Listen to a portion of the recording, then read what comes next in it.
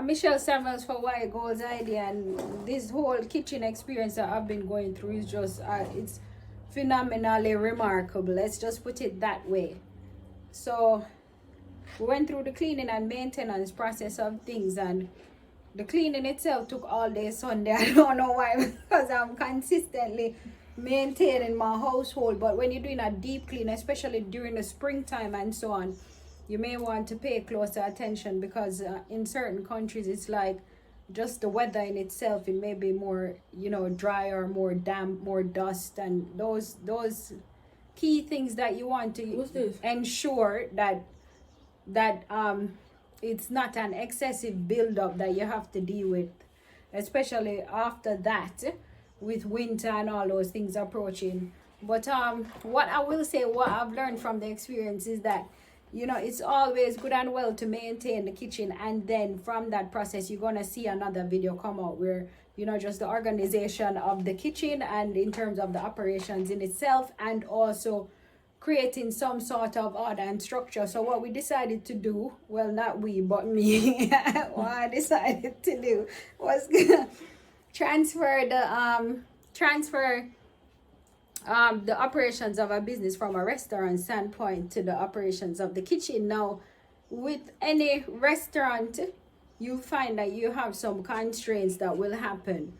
Just like the constraints in the restaurant in terms of whether or not you're going to have any customers, is the same thing in your household, depending on the type of household that you have, because you'll create the best menu, and at the end of the day, the people who live in the household, they'll wake up and say, I don't really feel for that. I don't really feel for that today. And you're like, what? I mean, I took all this effort, created the menu, ordered all the goods, actually cooked the food, and then the taste buds saying something completely different. So you need to be cognizant of that in terms of having flexibility in the menu approach. What I did come up with is to say, okay, instead of having a fixed menu, which to be honest we haven't really fully gotten it correct yet, but it's in the the stage where like building the process and so on.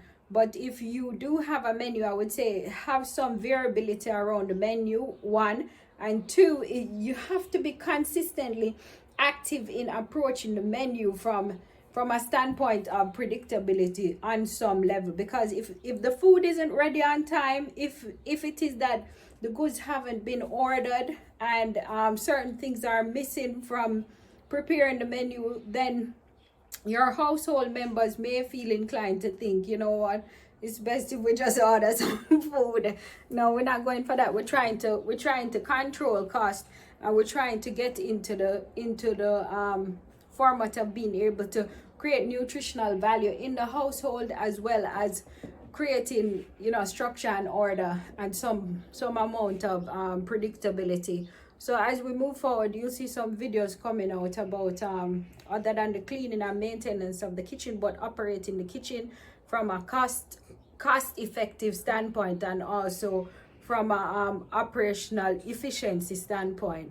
That may make sense or not, but it's really a trial and error situation. So you won't exactly get it right. You may have wastages. You may not be able to get the goods that you're even looking for. So when you're creating the menu, make sure that the menu is very realistic.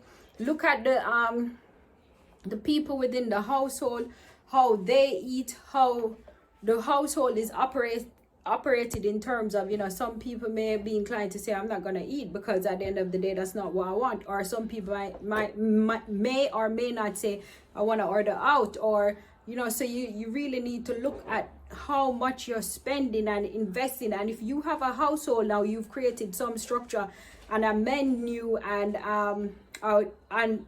ordering system and all that, and when you test it, the reality conflicts with what the design was. So you wanted it to operate a certain way, but the reality is that it doesn't operate that way. Then what you'll have to do is kind of tweak the menu and the operations of the kitchen in line with the reality of what matches what is best for the household.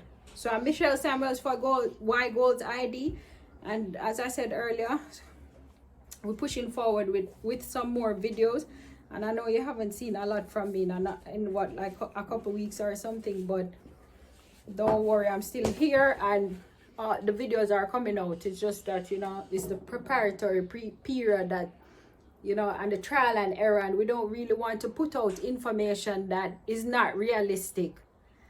We don't want to put out information that is in a bubble ideology, or it's idealistic from the viewpoint of what we think will work or what I think will work, but the truth is that is contrary to what others really want. So subscribe to the channel, and I have somebody in the background signaling to me like 50 million times. So I'll see you soon. Thank you.